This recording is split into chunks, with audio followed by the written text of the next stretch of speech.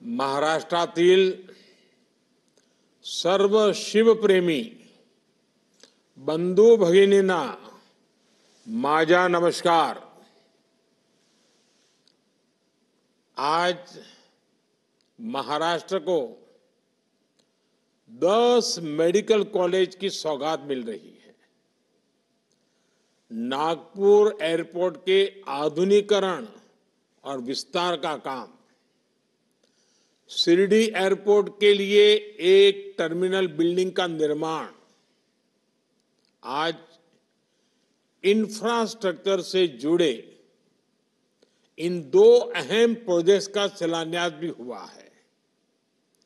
मैं इन सभी विकास कार्यों के लिए महाराष्ट्र के लोगों को बहुत बहुत बधाई देता हूं। अभी पिछले हफ्ते ही मैं ठाणे और मुंबई गया था। यहां मेट्रो समेत 30,000 करोड़ के प्रोजेक्ट्स के शुभारंभ का अवसर मुझे मिला। इसके पहले भी अलग अलग जिलों में हजारों करोड़ की विकास परियोजनाएं शुरू हुई हैं।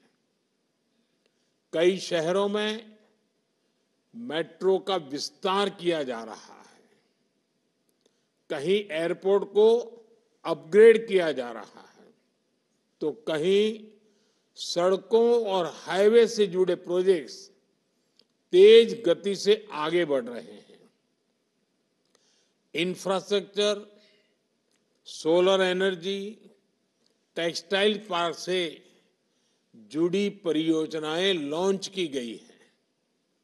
किसानों, पशुपालकों के हित में नई पहल की गई है। महाराष्ट्र में देश के सबसे बड़े कंटेनर पोर्ट वधावन पोर्ट की नींव रखी गई है। महाराष्ट्र के इतिहास में इतनी तेज गति से, इतने बड़े स्केल पर अलग अलग क्षेत्रों में कभी भी विकास नहीं हुआ। हां, यह बात अलग है कि कांग्रेस के राज में इतनी ही तेज गति से, इतने ही स्केल पर अलग अलग क्षेत्रों में भ्रष्टाचार जरूर होता था। भाइयों और बहनों, कुछ दिन पहले ही हमने मराठी भाषा को अभिजात भाषा का दर्जा दिया। जब एक भाषा को उसका गौरव मिलता है, तब सिर्फ शब्द नहीं बल्कि पूरी पीढ़ी को नए बोल मिलते हैं। करोड़ों मराठी माणूस का दशकों पुराना सपना पूरा हुआ। महाराष्ट्र के लोगों ने जगह जगह इसकी खुशी मनाई। आज महाराष्ट्र के गांव गांव से मुझे खुशी के संदेश भी भेज रहे हैं। महाराष्ट्र के लोग अपने संदेशों में मराठी को अभिजात भाषा का दर्जा देने के लिए मुझे ढेर सारे धन्यवाद दे रहे हैं। लेकिन मैं बताना चाहता हूं, ये काम मैंने नहीं, आप सबके आशीर्वाद ने किया है। महाराष्ट्र के विकास का हर प्रयास छत्रपति शिवाजी महाराज, बाबा साहब आंबेडकर, ज्योतिबा फुले, सावित्रीबाई फुले जैसी विभूतियों के आशीर्वाद से हो रहा है। साथियों, अभी कल ही हरियाणा और जम्मू कश्मीर के चुनाव परिणाम आए हैं। हरियाणा ने बता दिया है देश का मूड क्या है, मिजाज क्या है। 2 बार कार्यकाल पूरा करने के बाद लगातार तीसरी बार चुनकर आना ऐतिहासिक है। कांग्रेस का पूरा इकोसिस्टम, अर्बन नक्सल का पूरा गिरोह जनता को गुमराह करने में जुटा था, लेकिन कांग्रेस की सारी साजिशें ध्वस्त हो गई।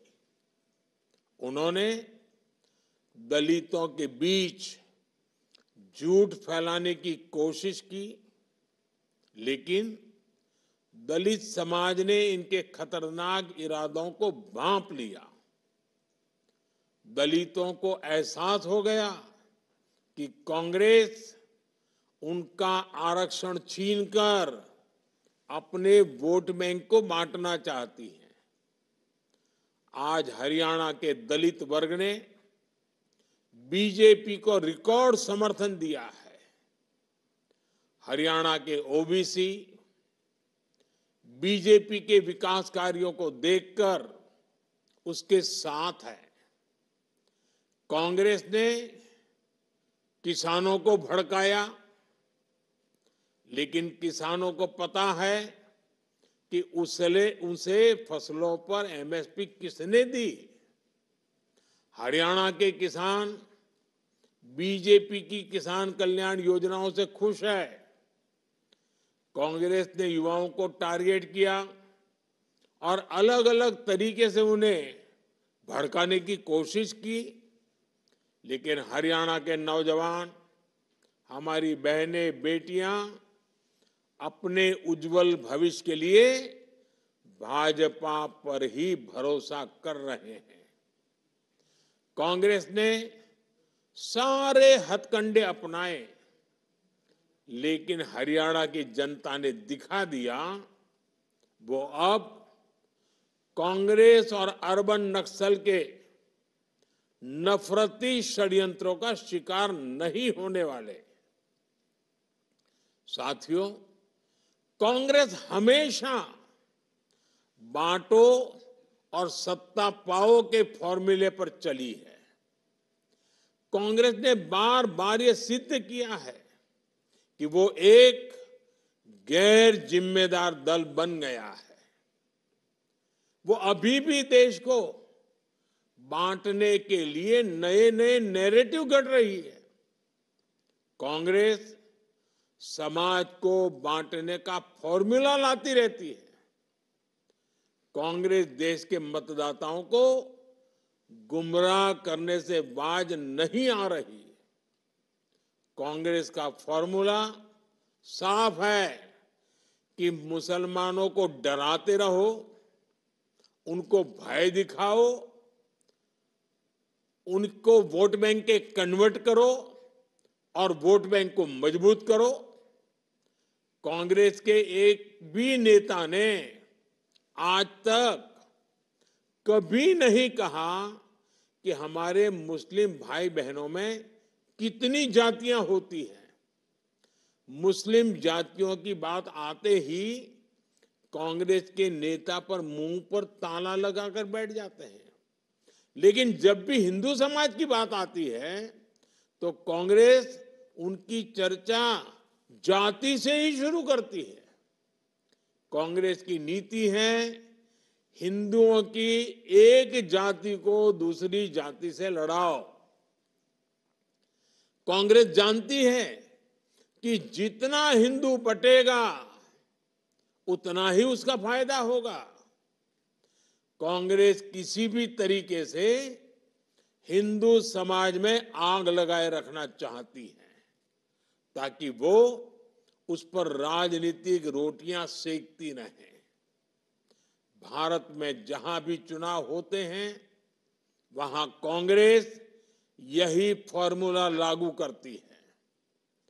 अपना वोट बैंक पक्का करने के लिए कांग्रेस समाज में जहर घोलने के हर हथकंडे अपना रही है। कांग्रेस पूरी तरह से सांप्रदायिक और जातिवाद का चुनाव लड़ती रहती है। हिंदू समाज को तोड़कर उसे अपनी जीत का फॉर्मूला बनाना, यही कांग्रेस की राजनीति का आधार है।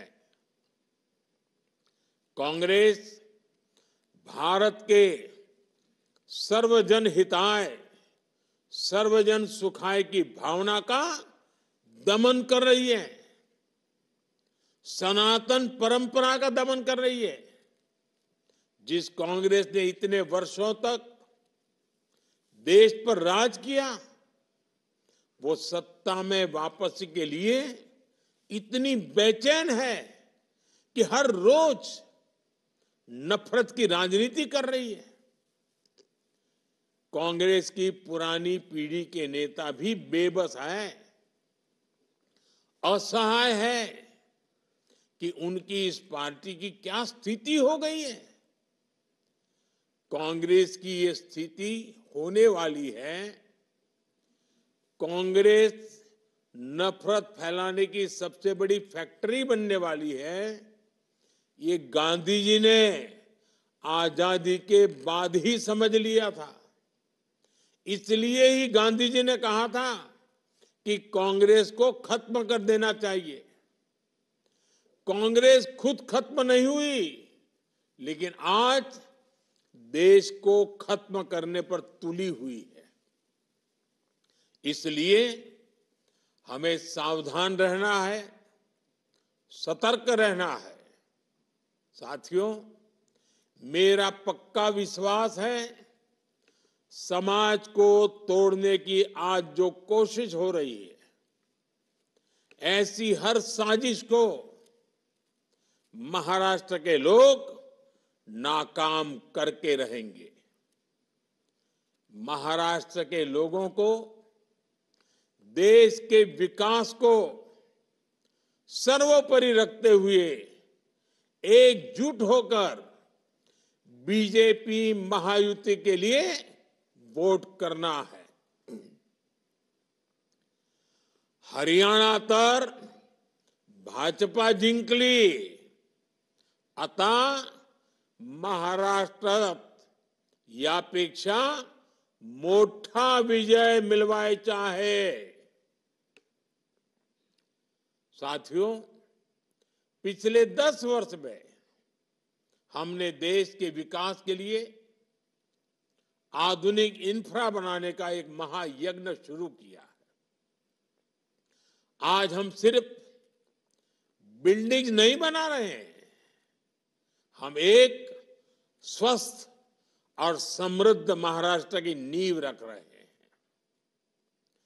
एक साथ 10 नए सरकारी मेडिकल कॉलेजों की शुरुआत, ये केवल 10 नए संस्थानों को तैयार करना नहीं है, ये लाखों लोगों के जीवन को बेहतर बनाने का महायज्ञ है।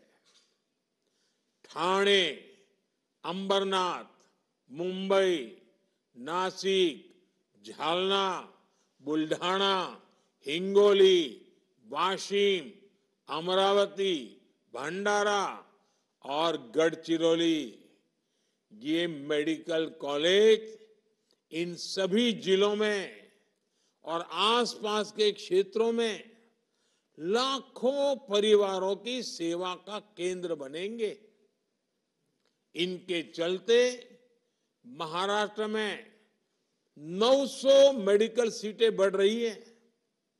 अब महाराष्ट्र में मेडिकल सीटों की संख्या लगभग 6000 हो जाएगी। इस बार लाल किले से देश ने संकल्प लिया है कि मिडिल क्लास में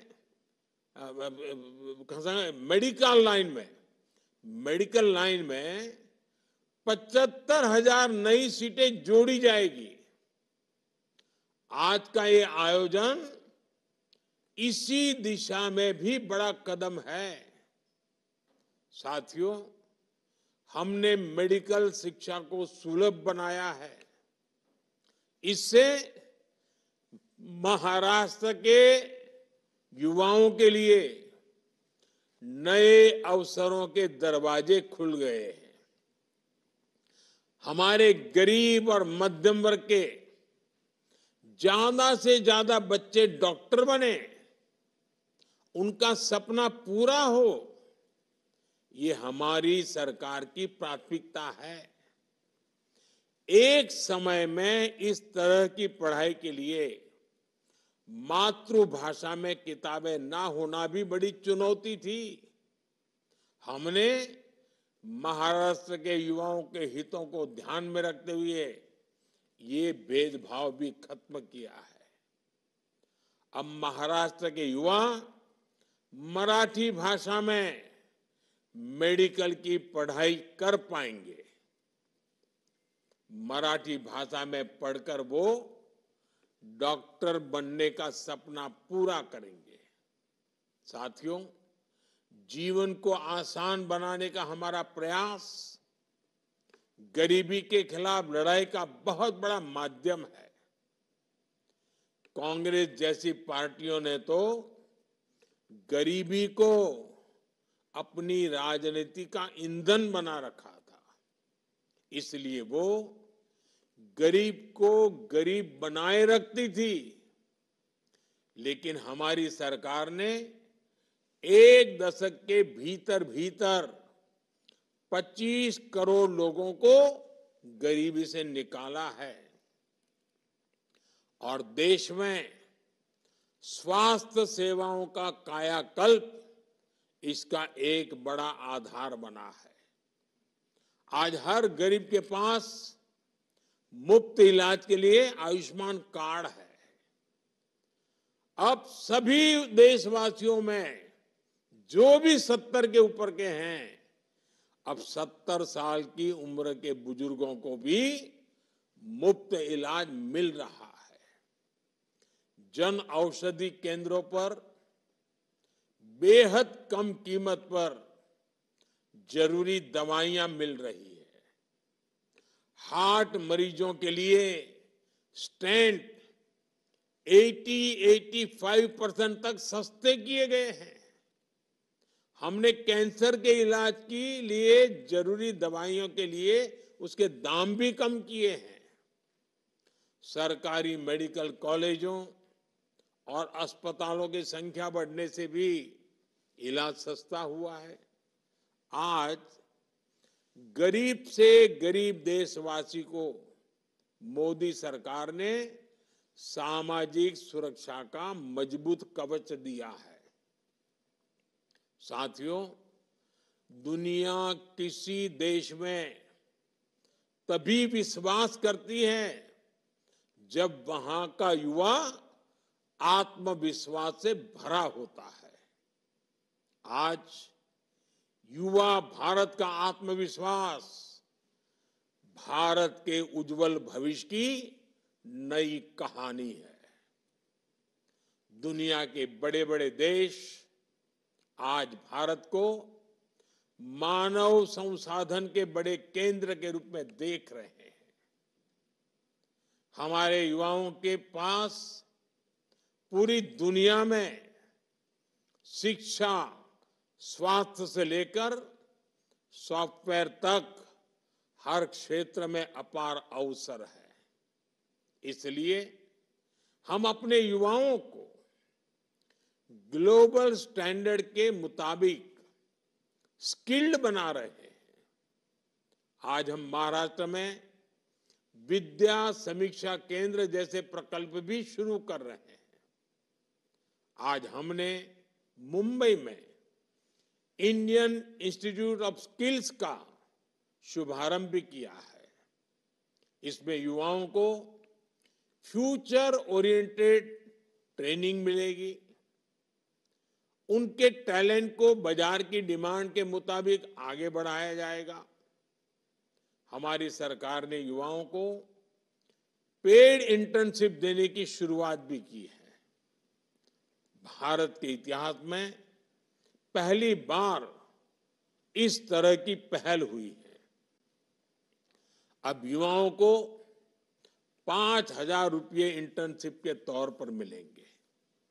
मुझे खुशी है कि हजारों कंपनियां इस अभियान में जुड़ने के लिए, युवाओं को इंटर्नशिप में मदद करने के लिए रजिस्ट्रेशन करा रही है।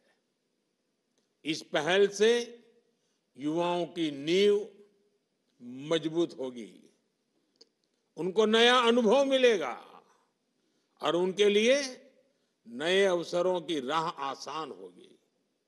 भाइयों और बहनों, युवाओं को लेकर भारत जो प्रयास कर रहा है, उसके परिणाम भी लगातार सामने आ रहे हैं। आज हमारे एजुकेशन इंस्टीट्यूट्स दुनिया के टॉप इंस्टीट्यूट्स की बराबरी कर रहे हैं। अभी कल ही वर्ल्ड यूनिवर्सिटी रैंकिंग आई है। इस रैंकिंग के अनुसार भारत में युवाओं के लिए उच्च शिक्षा की, रिसर्च की क्वालिटी बदल रही है। साथियों, आज पूरी दुनिया की नजर भारत पर है। भारत दुनिया की 5वीं सबसे बड़ी अर्थव्यवस्था बन चुका है। अब ग्लोबल इकोनॉमी का फ्यूचर भारत से जुड़ा हुआ है। भारत की ये आर्थिक प्रगति नए अवसरों को लेकर आ रही है। ऐसे क्षेत्र जिनकी दशकों तक कांग्रेस ने उपेक्षा की, आज वो क्षेत्र भी असीम अवसरों का स्रोत बन रही है। जैसे टूरिज्म का उदाहरण है। महाराष्ट्र के पास कितनी अमूल्य विरासत है। महाराष्ट्र में कितने सुंदर प्राकृतिक स्थल है, आध्यात्मिक केंद्र है। इनके इर्द गिर्द हजारों लाखों करोड़ की इकोनॉमी विकसित हो सकती थी, लेकिन इन अवसरों का वैसे उपयोग नहीं हुआ जैसा होना चाहिए था। कांग्रेस को न विकास से मतलब था, न विरासत से मतलब था। हमारी सरकार में विकास भी है, विरासत भी है। हम अपने समृद्ध अतीत से प्रेरणा लेकर उज्जवल भविष्य का निर्माण कर रहे हैं। इसलिए आज शिरडी एयरपोर्ट के लिए नए टर्मिनल बिल्डिंग का शिलान्यास, नागपुर एयरपोर्ट का आधुनिकीकरण, ऐसे ही कितने ही विकास कार्य आज अनवरत महाराष्ट्र में चल रहे हैं। शिरडी एयरपोर्ट के नए टर्मिनल से साईं बाबा के भक्तों को काफी सुविधा होगी। देश विदेश से बड़ी संख्या में श्रद्धालु यहां आ सकेंगे। कुछ ही दिन पहले मैंने अपग्रेडेड सोलापुर एयरपोर्ट का लोकार्पण भी किया था। जब श्रद्धालु एक जगह आएंगे, शनि शिंगणापुर, तुलजा भवानी, कैलाश मंदिर जैसे आसपास के दूसरे स्थानों पर भी जरूर जाएंगे। इससे महाराष्ट्र की पर्यटन इकोनॉमी को बूस्ट मिलेगा, रोजगार के अवसर बढ़ेंगे। साथियों, हमारी सरकार का हर निर्णय और हर नीति केवल एक ही लक्ष्य के लिए समर्पित है, और वो लक्ष्य है विकसित भारत। और इसके लिए हमारा विजन है गरीब, किसान, युवा और महिलाओं का कल्याण।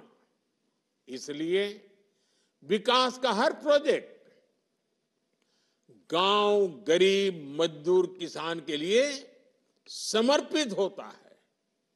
शिरडी एयरपोर्ट में जो अलग अलग कार्गो कॉम्प्लेक्स बना रहे हैं, वो किसानों की बहुत बड़ी मदद करेगा। इस कॉम्प्लेक्स के द्वारा विभिन्न प्रकार के कृषि उत्पादों को देश और विदेश में भेजा जाएगा। इसका फायदा शिरडी, लासलगांव, अहिल्यानगर और नासिक के किसानों को होने वाला है। ये किसान प्याज, अंगूर, सहजन, अमरूद और अनार जैसे उत्पादों को बड़े बाजार तक आसानी से पहुंचा सकेंगे। भाइयों और बहनों, हमारी सरकार किसानों के हित में लगातार जरूरी कदम उठा रही है। हमने बासमती चावल पर न्यूनतम निर्यात मूल्य को खत्म कर दिया है। गैर बासमती चावल के निर्यात पर प्रतिबंध भी हटा दिया गया है।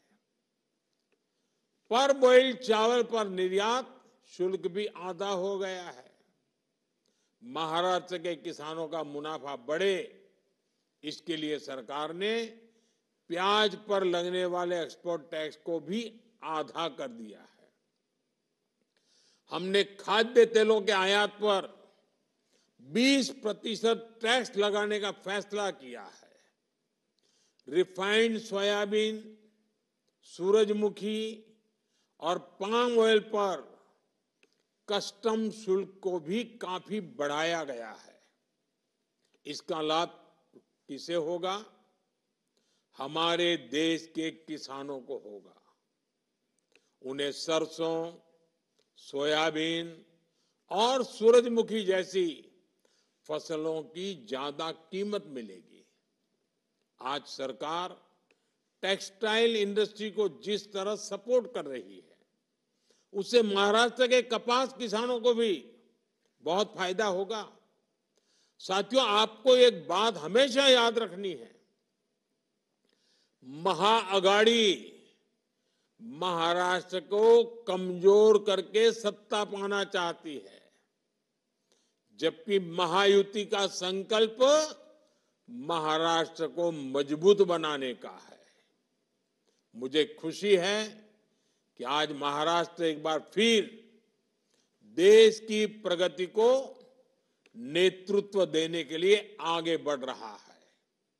मैं एक बार फिर महाराष्ट्र के लोगों को इन सभी विकास कार्यों के लिए बहुत बहुत बधाई देता हूं। बहुत बहुत धन्यवाद।